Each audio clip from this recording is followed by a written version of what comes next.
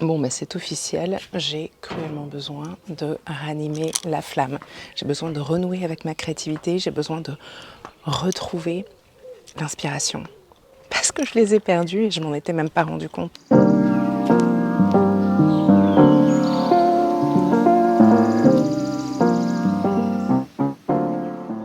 Tout à coup, là, j'étais en pleine session de journaling et j'ai réalisé que j'étais désinspirée, que je savais plus ce que j'avais envie de faire, envie de dire, envie de partager.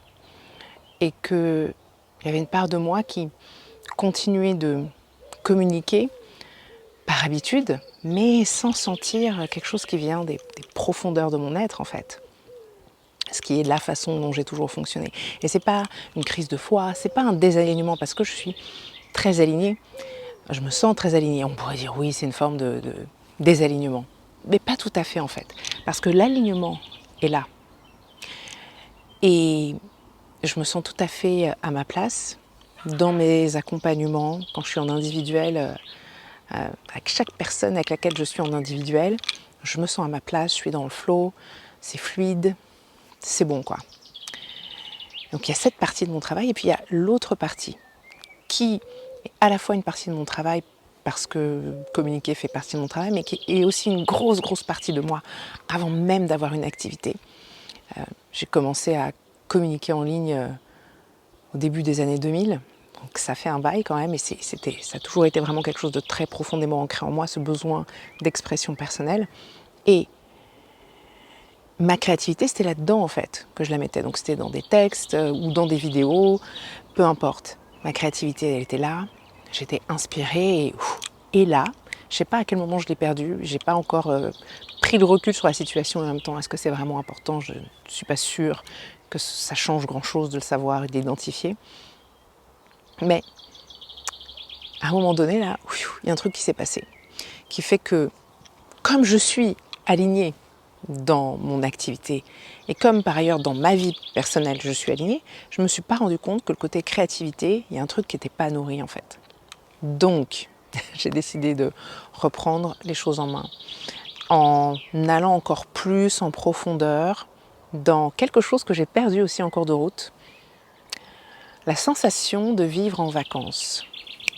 Vivre en vacances. Écoutez, ça c'est tout un concept, il faut qu'on en parle, c'est fabuleux. Je l'ai découvert, j'ai commencé à utiliser cette expression quand on a quitté Bruxelles et qu'on est revenu en France avec mon mari et qu'on s'est installé à la campagne. J'ai eu tout de suite l'impression de vivre en vacances. Le calme, la nature, les animaux, voilà, la campagne, tout ça.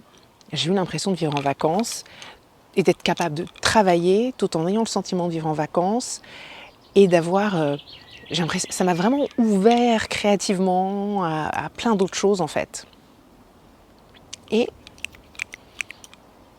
cette sensation de vivre en vacances, elle n'est plus là. Alors que je vis toujours à la campagne et que je suis très bien là où je suis et j'aime toujours mon travail. Il y a un truc à reconnecter en fait. Donc c'est pas un désalignement, c'est une déconnexion quelque part. Il y a juste deux éléments ou plusieurs à reconnecter pour retrouver un petit peu voilà, tout ça, ce côté un peu flow comme ça, ce côté un petit peu inspiré, créative. Des choses qui font partie de moi en fait et qui n'ont pas besoin, qui n'ai jamais eu besoin d'exprimer d'une façon qui est complexe et qui nécessite beaucoup d'organisation, etc. Non. Donc le temps, je l'ai ou je le prends. J'ai tout en fait, j'ai tous les éléments, mais il y a un truc qui est déconnecté. Donc là, ce que je vais m'évertuer à cultiver, c'est ce côté vivre en vacances. Et vivre en vacances, même quand on n'est pas effectivement en vacances, quand on est entrepreneur et qu'on est on serait censé travailler 7 jours sur 7, 24 heures sur 24, quand on est maman et que par voie de conséquence on est maman H24 également, eh bien c'est possible parce que c'est là-dedans que ça se joue.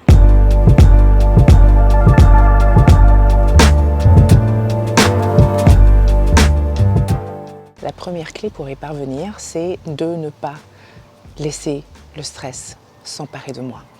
Et de prendre conscience que rien n'est grave en fait et qu'il y a des solutions à tout. C'était quelque chose que j'arrivais mieux à faire quand j'avais pas d'enfant et j'ai décidé de remonter sur le pont. Donc non, je ne laisserai rien me stresser, rien me faire dire que non, j'ai trop de choses à faire. Non, je peux décider de refuser certaines opportunités parce que effectivement mon temps est limité, on va dire, mais je vais certainement pas commencer à partir dans ma tête en mode je n'ai pas le temps. Ça, c'est la première chose la plus importante. Deuxième chose super importante, faire des choses concrètes, idéalement avec mes mains, en tout cas faire des choses hyper tangibles. Vous savez, les choses qui n'ont rien à voir avec les vues, les likes, les partages, les ventes même. Quelque chose de, j'ai pas d'autres mots, quelque chose de réel, de tangible, de vrai, de pur.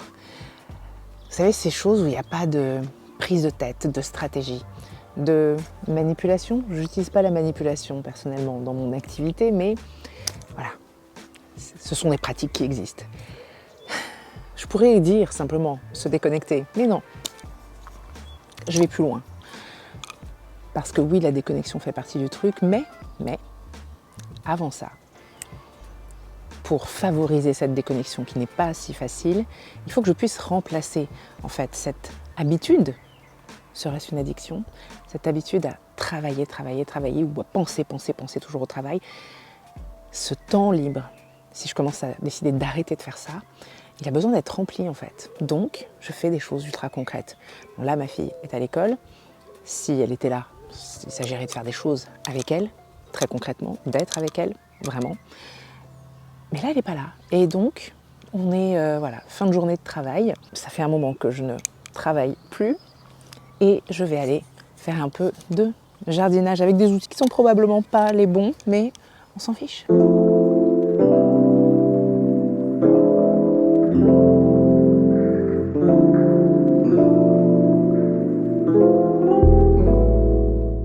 Là, on a un plan, c'est tout pourri. De toute façon, je crois qu'il va rien donner, lui. Je sais même pas si je suis encore dans le champ de la caméra. Il faudrait que je fasse un mélange à base de lait pour traiter l'autre plan, peut-être même celui-ci d'ailleurs. Une autre chose importante, quand on décide de vivre en vacances, puisque tout est dans la tête, c'est une question de mindset, c'est une question de ressenti, c'est une philosophie de vie. Suivre son flow, en fait. J'ai décidé que j'allais suivre mon flow. Bien sûr, j'ai des obligations, j'ai des engagements, puisque j'ai des rendez-vous. Mais en dehors de ces rendez-vous, j'ai décidé de faire ce que je voulais, quand je voulais. Donc, par exemple, là aujourd'hui, je fais cette vidéo clairement imparfaite, puisque je regarde même pas la caméra. Et surtout, je fais cette vidéo, normalement, j'avais décidé que c'était le vendredi, ma journée créative, la journée où je vais enregistrer du contenu. Et finalement, j'ai été prise d'une soudaine inspiration et j'ai décidé de faire ça aujourd'hui, lundi. Ce sera publié quand ce sera publié, ça c'est encore autre chose, mais ouais, j'ai suivi mon flow.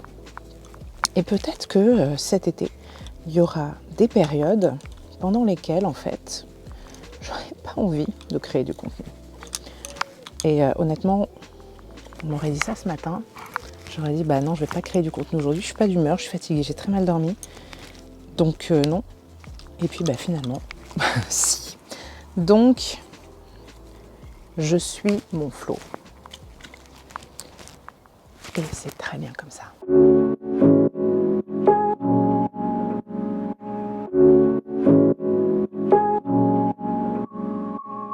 Enfin, dernier conseil, je pense, nouvelle tenue pour l'occasion, puisque c'est une nouvelle journée.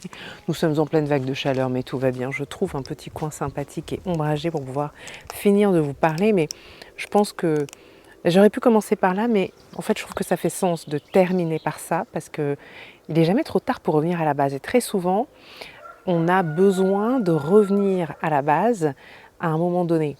Et oui, je sais que, surtout quand on est entrepreneur, on sait que c'est important de commencer par son pourquoi. Mais combien de fois on a besoin d'y revenir? Et là, certes, je vous ai un petit peu partagé l'histoire derrière ce concept, cette idée de vivre en vacances, enfin, mon histoire à titre personnel. Et justement, je pense que mon dernier conseil, en tout cas pour aujourd'hui, parce que je pourrais parler pendant des heures de tout ça, c'est de se rappeler pourquoi, en fait. Pourquoi on veut vivre en vacances. Parce que certes, c'est bien de se dire, bon, je ne vais pas laisser le stress passer par moi, il n'y a rien de grave, etc. Je ne vais jamais me dire, ah là là, je suis dans le rush et tout. Certes, je peux décider d'aller de vivre, de travailler dans le flow, de suivre mon intuition, de faire ce que j'ai envie de faire quand je veux le faire, etc. Mais, et de faire d'être ancré dans des choses pratiques. Mais finalement, derrière tout ça, si on n'est pas connecté, me semble-t-il, je vais parler en mon nom et pour moi, mais je sais que mes clients vivent les choses un petit peu de la même façon. Si je ne suis pas connectée à pourquoi je fais ce que je fais, à un moment donné, la vie va me rattraper, le monde extérieur va me rattraper. Encore une fois, je vivrai perdue dans la forêt toute seule, loin de tout, dans ma bulle. La question ne se poserait peut-être pas. Mais je vis ancrée dans le monde, aussi dans la réalité. Et enfin, ancrée, justement, j'ai besoin de me réancrer dans ce monde-là. Donc moi, pourquoi je veux avoir le sentiment de vivre en vacances? C'est parce que j'ai envie de me sentir ancrée dans quelque chose de tangible, de réel, de fluide, d'agréable. J'ai envie de ressentir une certaine légèreté. J'ai envie de me sentir alignée. J'ai envie de me sentir libre. La liberté, c'est une valeur très très forte chez moi. Et rien de tel pour moi, parce qu'on y met tout ce qu'on désire derrière ce concept de vivre en vacances. Mais voilà, pour moi, ce concept de vivre en vacances, c'est avant tout une histoire de liberté. C'est ce que ça m'évoque derrière tout ça, c'est la liberté ultime. Quand on a le sentiment de vivre en vacances, en étant chez soi, en travaillant, certes, toujours, mais d'une façon qui est tellement légère, fluide et agréable qu'on ne ressent pas de contrainte ou de corvée. Et encore une fois, en vivant chez soi, donc sans avoir besoin de faire certains sacrifices ou je sais pas, parce que oui, alors on voulait me dire, mais vivre sur une plage à l'autre bout du monde, est-ce que c'est vraiment un sacrifice? Bah oui, il y a des gens qui du coup se retrouvent à être très loin de leur famille alors que c'est important pour eux, voilà. Et puis j'ai envie d'être réaliste, quoi. Dans un tas de cas de figure, c'est pas forcément une possibilité ou pas souhaitable d'aller vivre à l'autre bout du monde. C'est pas forcément la solution la plus futée, la plus sécurisante, la plus voilà. On peut bénéficier de tellement de choses sur place, que ce soit de soutien quand on est parent, avoir du soutien c'est super important. Alors nous, on est à la campagne, on en a peu du soutien parce qu'on est suffisamment loin de notre famille et de nos amis comme ça, mais l'un dans l'autre, pour moi, derrière tout ça, il y a cette idée. J'ai besoin de me sentir ancrée dans autre chose que juste de la stratégie, parce que quand on est entrepreneur, ça tourne à l'intérieur, on intellectualise de ouf, et je suis comme ça spontanément, comme beaucoup de mes clientes, à surintellectualiser tout et tout et n'importe quoi, j'ai envie de dire. Donc quand on est entrepreneur, bah oui, on analyse, on stratégise, on est hyper dans sa tête. C'est pas très reposant. C'est une charge mentale et je crois qu'à partir du moment où en plus de ça on devient parent, la charge mentale on n'en veut plus parce que la parentalité nous en donne suffisamment, on a notre dose. Donc voilà, c'est une raison de plus de se dire charge mentale entrepreneuriale, non merci, plus jamais. Donc ouais, j'ai besoin de me sentir ancrée dans quelque chose de concret aussi et de réel. La vraie vie en fait. Parce que penser uniquement profit, penser uniquement stratégie, penser uniquement vente, conversion et que sais-je, c'est pas la vraie vie, c'est n'importe quoi. Enfin, vous voyez ce que je veux dire? Oui, ça a des conséquences sur la vraie vie, mais c'est pas réel, c'est pas tangible. Et je fais ce signe, qui est le signe de l'argent, et ça aussi, c'est pas tangible, c'est pas réel. Et donc, quand j'ai dans ce sentiment de vivre en vacances, en réalité, qu'est-ce qu'il y a derrière tout ça? Je vis dans le flot et en pleine présence. Voilà, tout est dit. Flow et présence, c'est ce qui est sous mon logo sur mon site, ça fait partie de mon logo même. Donc voilà, c'est le nom de mon podcast, c'est un tas de choses. Et donc moi, dans cette perspective, j'ai pris des décisions, j'ai fait un article à ce sujet que j'ai publié. J'avais pas prévu de le publier quand j'ai commencé à enregistrer les premiers segments de cette vidéo. L'article est publié le jour où je termine avec ce dernier segment. J'ai pris des décisions. J'ai pris la décision de mettre mon podcast sur pause cet été. J'ai pris la décision de créer majoritairement, je pense que je vais créer plus de contenu écrit. Forcément, je vais être amenée à faire de la vidéo parce que c'est important pour moi. Je détaille dans cet article pourquoi. Je vais vous mettre le lien ici, là, un peu partout où vous pourrez le trouver. C'est pas uniquement dans une perspective de vivre en vacances, mais ça va un peu main dans la main en fait. Ce concept de vivre en vacances, ça va m'aider à reconnecter les choses qui ont besoin d'être reconnectées, à me réaligner et à me réinventer finalement aussi en tant qu'entrepreneur, ce dont j'ai besoin. Mais vous irez voir l'article pour en savoir plus. Et ouais, donc podcast en pause, vidéo, je vais continuer d'en faire, mais en suivant mon flow. Vivre en vacances, c'est aussi ça. Faire les choses parce que je m'y sens appelée, inspirée. Créer du contenu, je m'y sens appelée, inspirée, mais pas forcément toujours en vidéo, en fait. Et pas forcément packagé d'une façon qui est juicy pour les algorithmes. Et cet été, j'ai décidé de privilégier ça avec peu importe les conséquences que ça aura. Mais honnêtement, je suis certaine que ça aura que des conséquences positives parce que je vais forcément me reconnecter à quelque chose de profond. Je vais reconnecter, encore une fois, à ce qui a besoin d'être reconnecté et retrouver cet alignement que je pensais ne pas avoir perdu. Et en réalité, il y a peut-être juste un tout petit bout qui est légèrement désaligné. Je serais heureuse de t'accueillir sur le chemin, toi, moi, le reste d'Internet, décider à vivre en vacances, même si on n'est pas en vacances là tout de suite. Bon, avec l'été, on a un peu plus l'impression de l'être. Avec les vagues de chaleur, on a un peu plus l'impression de l'être, même si on n'a pas bougé de chez nous. Vraiment, je t'invite à faire l'expérience. Trouve un moyen de vivre un peu plus en suivant ton flow, ton intuition, avec cette légèreté, puis cet ancrage en même temps. Et vois ce qui se passe dans ta vie et dans ton activité. Vois ce que ça change concrètement et je t'assure que ça change beaucoup de choses. Bye!